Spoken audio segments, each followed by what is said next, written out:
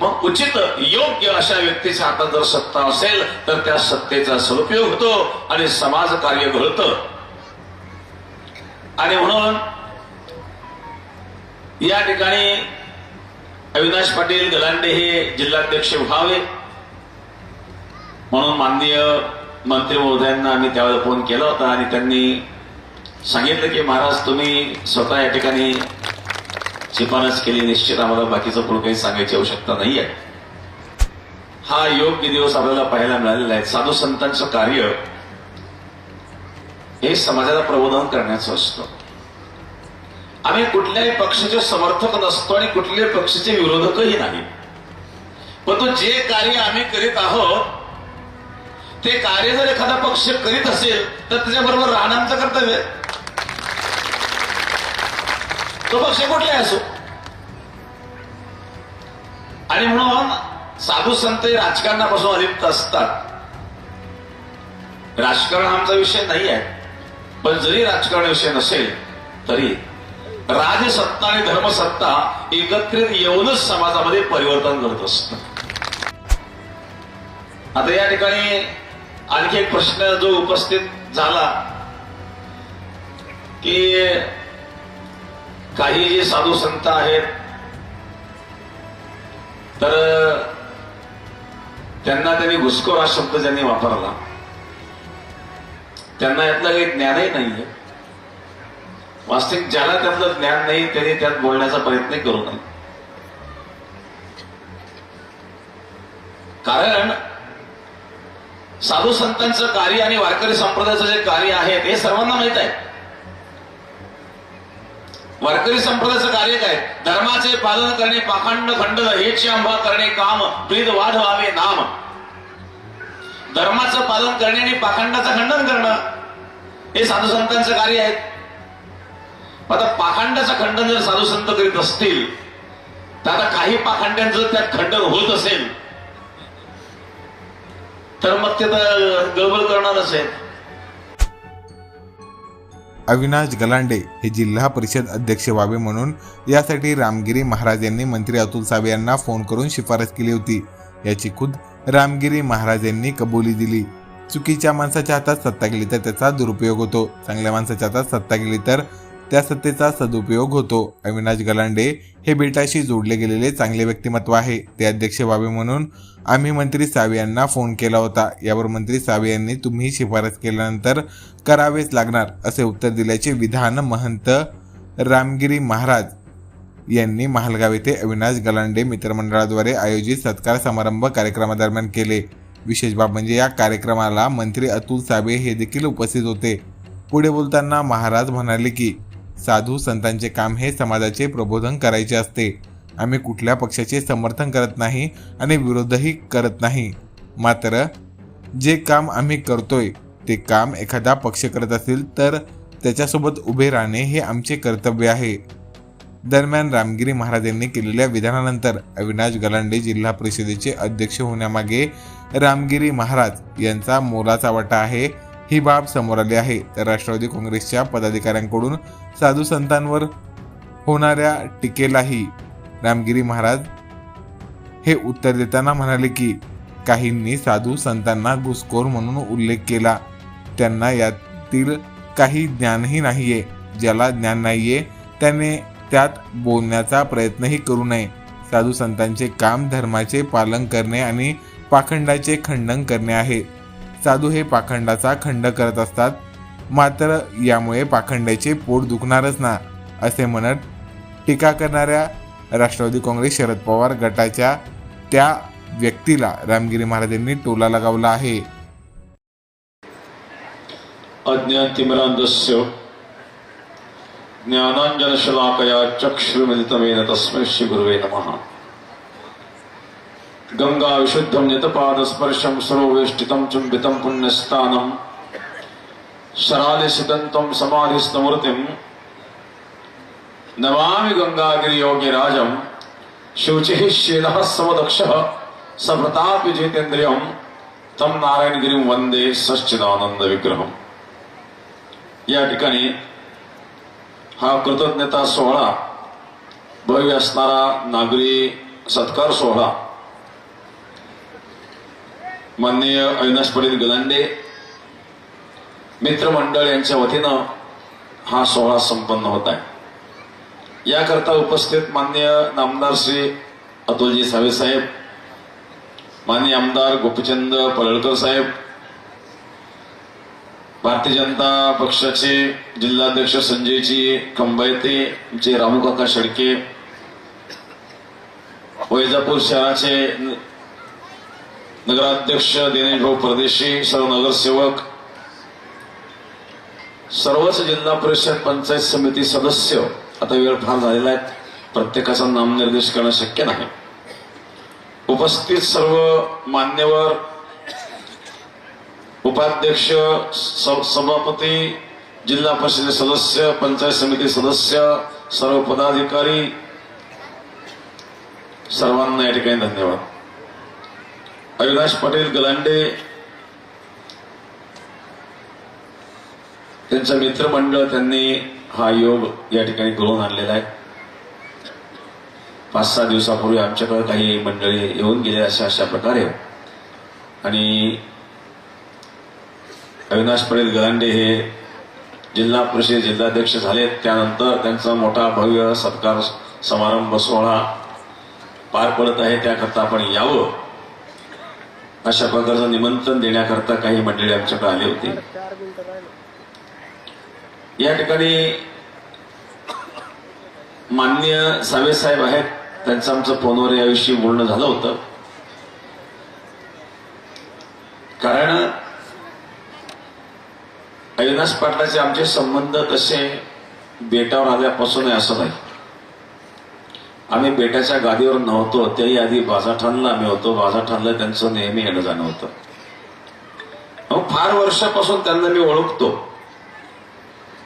कारण शनिदेवगाव जे बाजारांच्या जवळ शनिदेवगाव आहे देवस्थान, यावर्षी आपला सप्ताह त्या ठिकाणी झाला, ते शनिदेवगाव देवस्थान करता त्यावेळेला त्यांनी जिल्हा परिषद सदस्य असताना त्याला क वर्गाचा दर्जा मिळून तिला निधी प्राप्त करून दिला होता।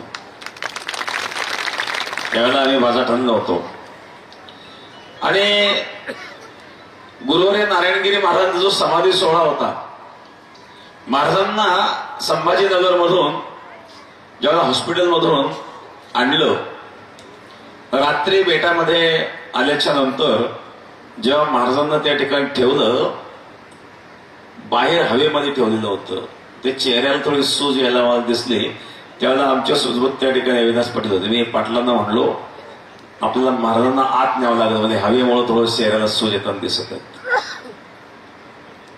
आणि महाराजांच्या समाधी सोहळ्याच्या वेळेला या ठिकाणी संजय पाटील उपस्थित आहेत,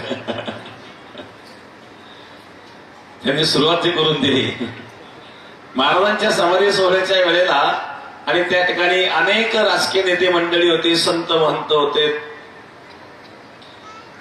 समाधी सोहळ्यात एक नाव काही समोर आलं, आणि त्या सुरुवातीला संजय पाटील उठले। संजय पाटलांनी सांगितलं आम्हाला हे मान्य नाही, आणि सर्व समाज त्या ठिकाणी उठला।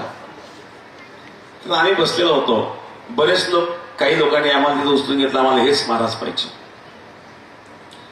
त्यानंतर काय घडलं हा भाग पुढचा आहे, पण अशा वेळेला पाटील हे आमच्या सोबत होते, त्याही वेळेला होते, ते आधी त्यांचा आमचा संबंध आहे, आणि त्यांचे कार्य करण्याची पद्धती हे आम्हाला पूर्वीपासून माहित होती, आणि म्हणून निश्चित योग्य व्यक्तीच्या हातात जर योग्य पद गेलं तर योग्य व्यक्ती त्याचा निश्चित सदुपयोग करतो। अनाधिकाऱ्याच्या हातामध्ये उचित पद जाऊ नये, अनाधिकाऱ्याच्या हातात जर योग्य पद गेलं तर दुरुपयोग होतो बरं का। श्रीमद भागवतामध्ये वर्णन आहे, रूप यौवन संपत्ती प्रभुवत्त विवेकता। अविवेकी माणसाच्या हातात या 4 गोष्टी जाऊ नये, रूप, यौवन, संपत्ती, सत्ता। सौंदर्य आहे, विवेक नसेल दुरुपयोग होऊ शकतो, तारुण्य आहे, विवेक नसेल दुरुपयोग होऊ शकतो, सत्ता आहे, विवेक नसेल दुरुपयोग होऊ शकतो, धन आहे, विवेक नसेल दुरुपयोग होऊ शकतो। अविवेकी माणसाच्या हातात जर सत्ता असेल तर अविवेकी मनुष्य त्या सत्तेचा दुरुपयोग करतो। रावणाच्या हातात सत्ता गेली, रावणाने दुरुपयोग केला, कंसाच्या हातात सत्ता गेली, कंसाने दुरुपयोग केला। मग उचित योग्य अशा व्यक्तीच्या हातात जर सत्ता असेल तर त्या सत्तेचा सदुपयोग होतो आणि समाज कार्य घडतं. आणि म्हणून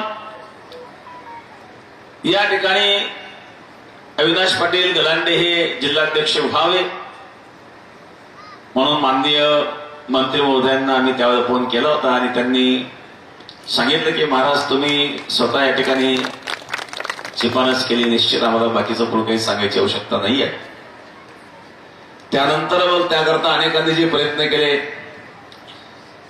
त्यामध्ये आमचे दिनेश भाऊ आणि संजय भाऊ दोघांना मी धन्यवाद देतो. दिनेश भाऊ रात्रंदिवस पळत होते त्या कार्यामध्ये.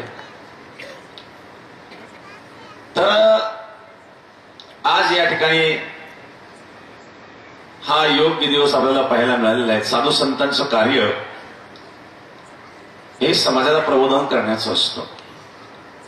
आम्ही कुठल्याही पक्षाचे समर्थक नसतो आणि कुठल्याही पक्षाचे विरोधकही नाही, परंतु जे कार्य आम्ही करीत आहोत ते कार्य जर एखादा पक्ष करीत असेल तर त्याच्याबरोबर राहणं आमचं कर्तव्य. तो पक्ष कुठलाही असो. आणि म्हणून साधू संत राजकारणापासून अलिप्त असतात. राजकारण आमचा विषय नाही आहे, पण जरी राजकारण विषय नसेल तरी राजसत्ता आणि धर्मसत्ता एकत्रित येऊनच समाजामध्ये परिवर्तन करत असतं. आजपर्यंत जे ज्या परिवर्तन घडलेलं आहे, ज्या ज्या वेळा परिवर्तन घडलेलं आहे, हे राजसत्ता आणि धर्मसत्तेच्या समन्वयानेच झालेलं आहे. आणि म्हणून या ठिकाणी एक धर्माचं कार्य आम्ही करीत असताना राजसत्तेने ज्या ज्या वेळेला हे कार्य सफल करण्याकरिता प्रयत्न केले, निश्चित त्याकरता समर्थन आमचं असणार आहे. आता या ठिकाणी आणखी एक प्रश्न जो उपस्थित झाला की काही जे साधू संत आहेत तर त्यांना त्यांनी घुसखोर हा शब्द ज्यांनी वापरला त्यांना यातलं काही ज्ञानही नाहीये. वास्तविक ज्याला त्यातलं ज्ञान नाही त्यांनी त्यात बोलण्याचा प्रयत्न करू नये. कारण साधू संतांचं कार्य आणि वारकरी संप्रदायाचं जे कार्य आहे ते सर्वांना माहित आहे. वारकरी संप्रदायाचं कार्य काय? धर्माचे पालन करणे, पाखंड खंडन हेच आंबा करणे काम, ब्रीद वाढ व्हावे नाम. धर्माचं पालन करणे आणि पाखंडाचं खंडन करणं हे साधू संतांचं कार्य आहे. आता पाखंडाचं खंडन जर साधू संत करीत असतील तर आता काही पाखंड्यांचं त्यात खंडन होत असेल तर मग ते तर गडबड करणारच आहे, त्याला दुर्दैव आहे. पण साधू संतांचे कार्य आहे आणि कार्य अनादिकाळापासून चालत आलेलं आहे. सरकार शासन येईल जाईल, सरकार बदलत असतं. हजारो वर्षापासून लाखो वर्षापासून या परंपरा चालत आलेल्या आहेत. सद्गुरू गंगागिरी महाराजांची परंपरा 200 वर्षापासूनची आहे. धर्मकार्याबरोबर सामाजिक कार्य या परंपरेने केले. गुरुवर्या नारायणगिरी महाराजांकडे स्वातंत्र्य सेनानीचं सर्टिफिकेट होतं. कारण बेट हे गोदावरीच्या मध्ये आहे. बेटाच्या दक्षिण दिशेला त्यावेळेला ब्रिटिश सरकार होतं, ब्रिटिश राजवट होती आणि बेटाच्या उत्तर दिशेला मुघल साम्राज्य होतं, रजाकाराचं राजवट होती आणि मध्ये बेट होतं. बेटामध्ये जंगल झाडी होती आणि ते गोदावरीच्या मध्ये असल्यामुळं दोन्ही जे काही सरकार आहे, म्हणजे इकडं रजकारांचं सरकार असेल तिकडं ब्रिटिशांचं सरकार असेल, त्या दोन्ही सरकारच्या मध्ये सुद्धा हे बेट एक संशयास्पद म्हणून होतं. काही तर गोळीबार व्हायचा आणि त्या गोळीबारामध्ये एक व्यक्ती शहीद झालेले, जे गोवर्धनला जे स्मारक झालेलं आहे. गुरुवारी नारायणगिरी महाराज ते दोघं सोबत होते. अचानक ती व्यक्ती उठली आणि त्यांना गोळी लागली, तिथं शहीद झालेले आहेत. आणि म्हणून विजयेंद्र काबरा यांनी एक पुस्तक लिहिलेलं आहे, हैदराबाद मुक्ती संग्राम. या पुस्तकामध्ये त्यांनी गुरुवारी नारायणगिरी महाराजांचा उल्लेख केलेला आहे.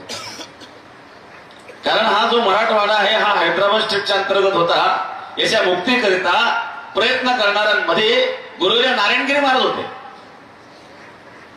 धार्मिक कार्य तर आपलं चालूच आहे. भजन पूजन तर आपण करतो, पण भजन करण्याकरता कोणी भजन आपलं करून दिलं पाहिजे ना. मग त्याच्याकरता आपण मजबूत असणं गरजेचं आहे. गुरुवर्य नारायणगिरी महाराज हे कार्य करत आहेत. याच्या पहिले तुम्हाला सांगतो, गुरुवर्य नारायणगिरी महाराजांचे दीक्षा गुरु जे होते, संन्यास दीक्षा गुरुवर्य नारायणगिरी महाराजांनी ज्या महात्म्यांकडून घेतली त्या महात्म्यांचं नाव होतं निलगिरी महाराज. बेटाच्या गादीवर तर सोमेश्वरगिरी महाराज गुरु होते, परंतु संन्यास दीक्षेचे दीक्षा गुरु जे होते ते निलगिरी महाराज होते. निलगिरी महाराज हे रावेर तालुक्यामध्ये सावदा या ठिकाणी त्यांचा आश्रम होता. हे कोण होते तर सुभाषचंद्र बोस यांच्या आझाद हिंद सेनेमध्ये हे पूर्वी होते. आणि सुभाषचंद्र बोस यांच्या आझाद हिंद सेनेमध्ये असताना सुभाषचंद्र बोस ब्रिटिशांची लढताना त्या आझाद हिंद सेनेतील अनेक सैनिक त्या ठिकाणी शहीद झाले. आणि त्यापैकी बाकीचे जे राहिले त्यापैकी स्वामी निलगिरी महाराज होते. आणि निलगिरी महाराजांनी त्यानंतर आणि संन्यास घेतला. आणि संन्यास घेतल्यानंतर पुढे संन्यस्त जीवन त्यांनी व्यतीत केलं. तर देशाच्या स्वातंत्र्याकरिता आझाद हिंद सेनेमध्ये लढणारे महात्मा होते गुरुवर्य नारायणगिरी महाराजांचे गुरु. हे आपल्याला माहित नसते. आणि गुरुवर्य नारायणगिरी महाराजांनी सुद्धा या ठिकाणी हैदराबाद मुक्ती संग्रामामध्ये या हैदराबाद स्टेट मधून मराठवाड्याची मुक्ती करण्याकरिता जे काही आंदोलन केले त्यामध्ये सहभाग घेतला होता. आणि मग स्वातंत्र्य सेनानी म्हणून गुरुवर्य नारायणगिरी महाराज सर्टिफिकेट होतं. त्या गोदावरीच्या कडेला बऱ्याच लोकांना स्वातंत्र्य सेनानी म्हणून सर्टिफिकेट होतं. आणि बरेच लोक पगार घेत होते. गुरुवर्य नारायणगिरी महाराजांनी पगार स्वीकारला नाही, फक्त सर्टिफिकेट स्वीकारलं. महाराज म्हणले हा आमचा उद्देश नाही, हे आमचं कार्य आहे. आम्ही स्वातंत्र्य सेनान्यांना जो पगार दिला जात होता महाराजांनी तो पगार नाकारला आणि सांगितलं आम्ही पगार घेणार नाही, फक्त सर्टिफिकेट महाराजांनी त्यावेळेस स्वीकारलं होतं. आणि म्हणून धार्मिक कार्य करीत असताना समाजावर ज्या वेळेला अशा अशा प्रकारचे आघात येतात त्यावेळेला आणि आवाज उठवणं हे साधू संतांचं कर्तव्य असतं. आम्ही वेळोवेळी जेव्हा आवाज उठवत असतो, आपल्याला माहिती आहे गेल्या वेळेला सद्गुरू गंगागिरी महाराजांच्या सप्ताहामध्ये एक वाक्य आमचं व्हायरल झालं आणि संपूर्ण भारतामध्ये जे काही अराजक तत्व आहे त्यांनी अराजकता सुरू केली. वास्तविक जे वाक्य होतं ते ग्रंथामध्ये असणारं वाक्य होतं. आपण काही स्वतंत्र काही वेगळं बोललो असं नाही आहे. पण त्यावेळेला बांगलादेशामध्ये हिंदूंवर खूप मोठा अत्याचार चालू होता आणि त्या अत्याचाराच्या विरोधामध्ये आपण बोलावं, समाजाला जागृत करणं साधू संतांचं कर्तव्य असतं. आणि म्हणून त्यावेळेला आम्ही सप्ताहामध्ये प्रवचनातून ते बोललो होतो. वेळोवेळी आम्ही बोलत राहतो कारण आमचं ते कर्तव्य आहे, साधू संतांचे कर्तव्य आहे पाखंडाचं खंडन करणं. आणि कोणी त्यामध्ये दूषण देण्याचा प्रयत्न करीत असेल तर साधू संत त्याकडे लक्ष देत नसतात. तुकाराम महाराजांनी या विषयावर सांगितलं कठोर शब्दामध्ये, भुंक तेथे द्यावे भुंको आपण नये त्याचे शिको, भाविकाने दुर्जनाचे काही मानू नये साचे. हाती चलत आहे अपने गतवो कुत्र भुकत वाको भुकवात.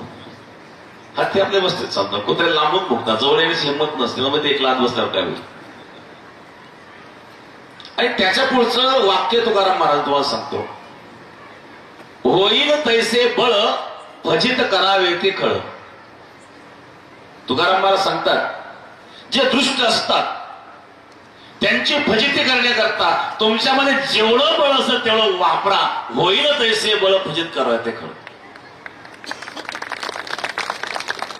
हे वारकरी संप्रदाय. वारकरी संप्रदाय समजण्याकरता मध्ये तुम्ही चूक करीत आहे. वारकरी संप्रदाय मला हे सांगत नाही एका गालात मारल्या दुसरा गाल पुढे का, असं वारकरी संप्रदाय सांगत नाही. जो तुम्हाला सांगतो ना एका गालात मारल्यावर दुसरा गाल पुढे करा, त्याच्या मुस्कळीत अंगावर ठेवून द्या, पण तो खरंच दुसरा गाल पुढे करतो का? तो जर करीत नाही तर लोकांना कशा सांगतो दुसरा गाल पुढे करा? हे कर्तव्य नाही आमचं. अर्जुनाला भगवान परमात्मा युद्धाकरता प्रवृत्त करतात. अर्जुन जेव्हा भगवंताला सांगतो सेन योर भैरमध्ये रथम स्थापय नच्युत यामध्ये निरीक्षेह यद्धुकामानवसितान. अर्जुनानं सांगताय भगवान माझा रथ दोन्ही सैन्याच्या मध्ये नेऊन उभा करा, कारण मला पाहायचंय कोणाकोणाशी मला लढायचंय. समोर भीष्माचार्य द्रोणाचार्य पहिले कथम भीष्महंसं के द्रोणंच मधुसूदन इष्युभिः प्रतिगच्छामि पूजार्हार वरिसूदन. भीष्माचार्य द्रोणाचार्यांना पाहिल्याबरोबर अर्जुन मोहित झाला. अर्जुन म्हणला मी युद्ध करणार नाही. का जे तेची कृपा लाहिजेवरू तेथेची म्हणे विधिचारू तरी काय मी भस्मासूर. अर्जुन म्हणला मी भस्मासूर नाही आहे. ज्या गुरूंनी मला धनुर्विद्या शिकवली मी त्यांना बाण मारू का? ज्या भीष्माचार्यांच्या अंगा खांद्यावर मी खेळलो त्या भीष्माचार्यांना मी बाण मारू नाही. मी युद्ध करणार नाही. भगवान कृष्ण उत्तर अर्जुन अशोचानं अशोचस्त्वं प्रज्ञावादांच भाषते गतासून गतासूश्च नानो शोचन्ति पंडिताः. जो विचार करायला नको तो विचार तू करतोय. तो पंडितासारखा बोलतो पण पंडित नाही अर्जुन. कारण समोर भीष्माचार्य असू द्या द्रोणाचार्य असू द्या ते अन्यायाच्या बाजूने आहेत आणि अन्यायाशी लढणं तुझं कर्तव्य आहे. आणि म्हणून तस्माद उत्तिष्ठ कोणते युद्धाय करतो निश्चय उभा राहा. ही आमची संस्कृती आम्हाला शिकवते. तुकाराम महाराज सांगतात अन्यायाशी राजा न करिता दंड. राजा जर अन्यायाला दंड करीत नसेल तर कठोर शब्द वापरून तुकाराम महाराजांनी अन्यायाशी राजा न करिता दंड बहुत ते दंड पिळतील. जर अन्यायाला प्रतिकार केला नाही तर हे समाजाला पीडा देतील. आणि म्हणून अन्याय करणाऱ्यावर दंडात्मक कारवाई व्हायलाच पाहिजे. हा वारकरी संप्रदाय शिकवतोय. तुकाराम महाराजांचं वाक्य आहे, माझं वाक्य नाही. मग वारकरी संप्रदाय समजून घेण्याकरता तुम्ही चूक करीत नाही. वारकरी संप्रदाय सहिष्णू आहे. कोणाही जीवाचा न भरो मत्सर वर्म सर्वेश्वर पूजनाचे. कोणाचाही द्वेष घडू नये, कोणाचाही मत्सर घडू नये, कोणाला मनाने सुद्धा दुखू नये, कोणाला गवताची काळी देखील टोचू नये. हे आमचं संस्कृती आमचा धर्म आम्हाला शिकवतो. पण याचा अर्थ कोणी अन्याय करीत असेल तर तो सहन करीत राहावा असं आम्हाला कधी सांगितलं जात नाही. अन्यायाला प्रतिकार करण्याचं सामर्थ्य आपल्यामध्ये असलं पाहिजे. आणि म्हणून ज्यावेळेला आपण अन्यायाला प्रतिकार करण्याचा प्रयत्न करतो त्यावेळेला अन्याय करणारे जे असतात, तुकाराम महाराजांचं एक प्रमाण सांगतो, पतिव्रतेची कीर्ती वाखाणिता. तुकाराम महाराज सांगतात पतिव्रतेची कीर्ती वाखाणिता शिंदळीच्या माथा तिडकुठी. पतिव्रतेची जर कीर्तीचं वर्णन केलं तर शिंदळीच्या माथ्याला तिळूक उठते असं तुकाराम महाराज सांगतात. तसं एखाद्या चांगल्या गोष्टीचं वर्णन जर संत महात्मे करीत असतील तर त्यामध्ये दोषयुक्त असणारे जे लोक आहेत त्यांच्या माथ्याला तिळीक उठणारच आहे.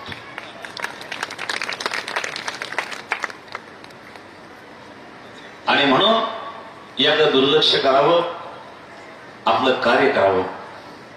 या ठिकाणी या जिल्हा परिषदेचे जिल्हाध्यक्ष सांगितलं या ठिकाणी की संभाजीनगर जिल्ह्याचे संभाजीनगर नाव झाल्याच्या नंतर पहिले जिल्हाध्यक्ष म्हणून हा सन्मान अविनाश पाटील गलांडे यांना प्राप्त झाला.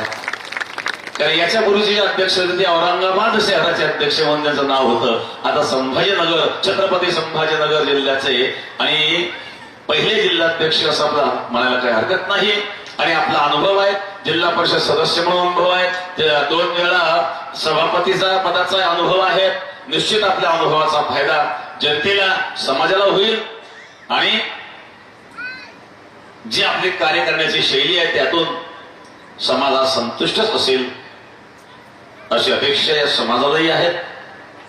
आणि मी या ठिकाणी या सत्कार समारंभ सोहळ्याच्या निमित्ताने हाच आशीर्वाद आपल्याला देईल. साधू संत कोणाचे समर्थक नसतात, कोणाचे विरोधक नसतात. आमचा उद्देश एकच आहे, जो चांगलं कार्य करतो त्या चांगलं कार्य करणाऱ्याला चांगलं म्हणण्याची आपली मानसिकता असली पाहिजे आणि वाईट करणाऱ्याला वाईट सुद्धा म्हणण्याची क्षमता आपल्यामध्ये असली पाहिजे. आणि म्हणून अशा प्रकारे ज्यांनी ज्यांनी आपल्याला सहकार्य केलं ते उपस्थित असणारे सर्व मान्यवर सर्वांना मी या ठिकाणी धन्यवाद देतो. कारण अजून महाप्रसाद आहे तो मांड्यांचा प्रसाद आहे. मांडे आणि आमरस याचा प्रसाद आपल्याला या ठिकाणी घ्यायचा आहे. म्हणून मी जास्त लांबीत नाही, व्हायला विश्राम देतो.